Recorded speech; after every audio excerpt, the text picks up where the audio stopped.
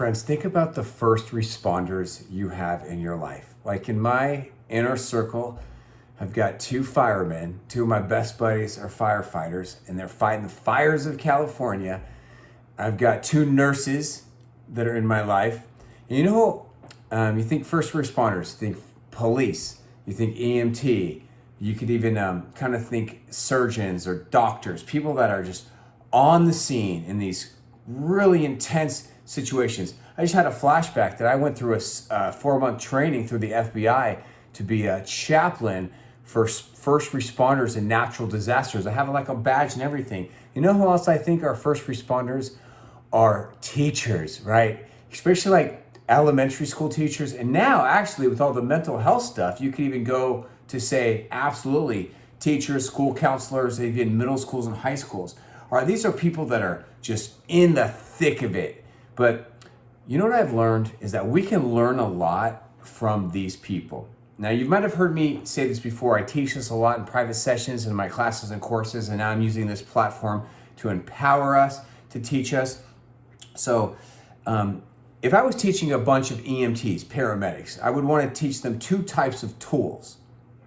All right, the first type of tools they would obviously be planning on getting would be like, like how to do EMT type stuff, how to wrap bandages up, how to like get people like breathing, do the chest pump things on their hearts, how to put people on a gurney and safely and effectively move them into the hospitals. I even think I got one of my buddies, he does that search and rescue type stuff out in rescuing people off the wilderness. I'm thinking of flashbacks of, when I went off a snowboard jump and like a big dummy, I did this crazy stuff in the air and I got all jacked up. And, sometimes you got to get on that gurney to take you down the mountain into the hospital, right? This on the scene emotional stuff. But before, if I was teaching you all, and this was an ENT class or a first responder class, before I can tell you the nitty gritty, the tools on the do's and don'ts, I would need to give you a different, even more important type of tool. And that would be tools for the mind. Mindset tools. Because when my buddy Mike, who's a firefighting captain, when he goes on an everyday job, he goes and he sees some of the most horrible, crazy things. And he sees people in pain, in panic. He actually specializes in even elevator safety. If you think about that, talk about a nightmare. Like, having a fire and then being trapped in an elevator. Oh my gosh. So you have to have tools for the mind. You have to be able to know that when you show up, you've got to be able to manage your own mind so that you're not a hot mess. Because if you have the tools on the do's and don'ts on what to do, whether you're a teacher or a surgeon or a fireman or an EMT, but if you're just a freaking mess, you cannot effectively do your job. And that is so similar to us as parents, isn't it? Parenting is the most emotional thing you and I will ever do. We're going to hear some stories today from parents who are in the thick of it and they're emotional and they're scared and they don't know what to do. And it's like, this happened here. What else am I supposed to do? Or my kid is very emotional. I don't know what to do. I don't know what to say. So remember, every time you come to the Parents Club, it's really, really wise to bring your Being the Best You packet. Because there's just so many tools in here, so much goodies. And if you're here, I want to invite you to turn to what I have on my packet. It might be different for you, is page 4, which is question 1. And I just want us to, I want to teach you something by telling you a little bit something about myself, because good parents are just like good paramedics. Now, what it says on question 1 is it helps you to really get to know yourself, raise your own EQ, your own emotional intelligence. So what the heck is going on with me? To really find good words, not stupid words like angry, frustrated, annoyed.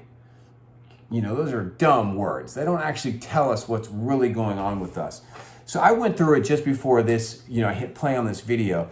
And for me, I narrowed it down to like 9 words. And then from there, I want you all to do what I do and to do what it says in the packet to narrow it down to 5. So I know with me and my 3 daughters, I hate feeling disconnected, helpless/powerless, embarrassed, unheard, invalidated. See, these are all emotions that nobody likes feeling these emotions. But for me, I dislike feeling these emotions more than you do. I hate feeling unaware, kind of like out of the loop of my daughter's lives, uncared for, unheard. Oh, I already have that on there twice. That's funny. That tells you something right there. And unimportant. And then, for example, nobody likes feeling disrespected. I'm an alpha male. I'm a typical American man. Of course, I don't like feeling disrespected. But for me, I understand that like kind of feeling disrespected around my kids is just a part of it. Like it's a part of parenting. It happens. So when I feel disrespected, I don't like it, but it actually doesn't hurt me or affect me as much as feeling unimportant or unheard. And you want to, like I've taught you in some of these other videos, we want to memorize these words. Remember, I'm like your counselor, your coach right now, but the goal would be you would then learn how to expertly counsel yourself. So in the heat of the moment with these kids, in the heat of the moment in these painful struggles, you remember your training and you talk to yourself and you do step one on how to break the cycle. What's really happening with me? Why am I going through this? Well, it's because of this. What are you feeling? I don't know what I'm feeling. Come on. It's probably one of your 5 words. Right. Which word is it? I don't know. I'm just so freaking crazy right now. I don't even know which one it is. Well, come on, do the work. Remember, this is why you got to memorize this stuff. Remember the EMT. It's in the moments like this where you remember your training. And so for me, I know that if I'm really struggling as a dad, I'm probably feeling one of these 5 words. I'm feeling helpless, powerless. Say, I like power and I like helping people. I got a dude at my house right now who's doing some work and I noticed he's got a low tire. So I went into my shed and I grabbed my little Caterpillar pump that pumps air. And I said, hey man, I'd love to help you out. Can I have permission to pump up your tire?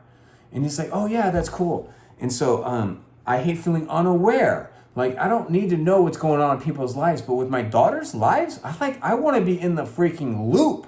And it's really hard for me. That's just why I did a group chat today with the girls because one of the girls is unavailable to come to our weekly family night, which is something we're doing, which is all pretty much based on the oldest girl. So we can all be together. And I was like, hey, let's use the group chat to keep the loop-de-doop-de-doopy going of the information. One of my number 1 buttons in all of life is I do not like feeling uncared for.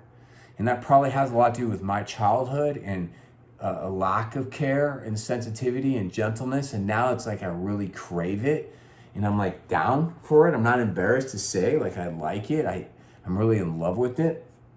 And I hate feeling unheard. That shouldn't be a big shocker because I'm a talker. You know, I like when I do talk and parent, I want to feel heard and I want to feel important. Like I'm not just some Joe Schmo or some dumb bum Disney dad like you see these doofuses on the Disney Channel. Like I'm a freaking dad, man. I'm your dad. I want to be a man of honor.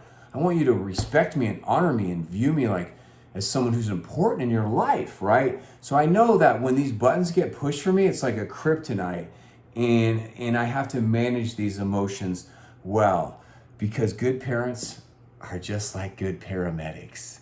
Thanks for coming to the Parents Club, everybody. Tell me your thoughts on some of your most painful emotions that you're struggling with now or in the past.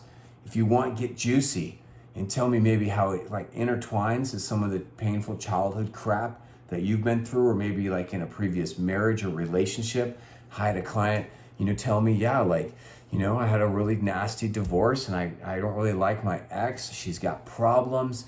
And so when I see some of my daughters kind of talking to me the way that my, ex used to talk to me, it really affects me. So some of you divorced dads right now are like staring at the screen and like, what the heck? That's happened to me. It's like Twilight Zone, right? You're feeling me on that. And if you've been through a nasty or painful relationship, or let's say it even goes deeper, it's like, hey, like some of you had a very unhealthy parents because your parents were just super aggressive or abusive or X, Y, and Z, or maybe they were like very much like just turning away from you, right? And that's one thing we teach here is turning towards people, turning towards our lovers. We learned that from Dr. John Gottman, how we turn towards people and not towards alcohol or drugs or isolation or anger or control or manipulation or our reactions. We turn towards people vulnerably,